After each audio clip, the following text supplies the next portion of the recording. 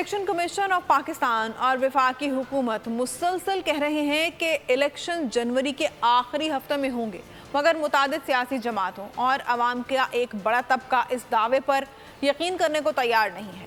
ارکان سینٹ کیا سمجھتے ہیں؟ ڈیپٹی بیورو چیف بول نیوز اسلام آباد علی شیر نے پارلیمنٹ ہاؤس کے باہر ان سے بات کی، آئیے دیکھتے ہیں۔ اس وقت بحث جاری ہے کہ اگلے سال جنوری کے آخر میں الیکشن ہوں گے یا نہیں۔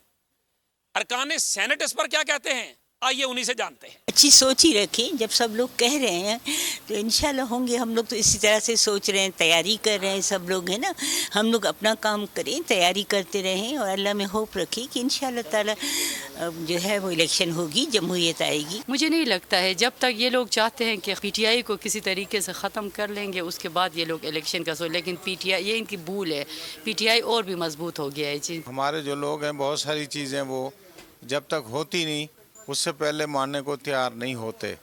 میاں نواز شریف صاحب ان کے آنے سے پہلے اعلان ہوا تو اکثر لوگ کہتے تھے وہ نہیں آئیں گے، میاں صاحب آ گئے تو اب سب نے مان لیا، اور میرا خیال ہے انشاءاللہ الیکشن ہوں گے، جنوری یا فروری میں ضرور ہوں گے۔ میں تو سمجھتی ہوں کہ ہونا چاہیے، کیونکہ الیکشن سے پھر جو ملک کے مسئلے مسائل ہیں وہ حل ہو جائیں گے۔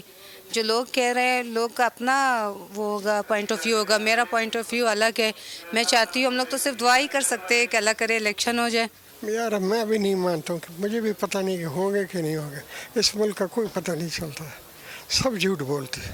ارکان سینٹ کی اکثریت کو جنوری کے آخری ہفتے میں انتخابات کا یقین تو نہیں، تاہم وہ خواہش کرتے ہیں کہ انتخابات جنوری کے آخری ہفتے میں ہو جانے چاہیے۔ کیمرامین ہارون خورشید کے ساتھ علی شیر، بول نیوز اسلام آباد۔ سبسکرائب کریں اور بیل دبائیں تاکہ کوئی خبر رہ نہ جائے۔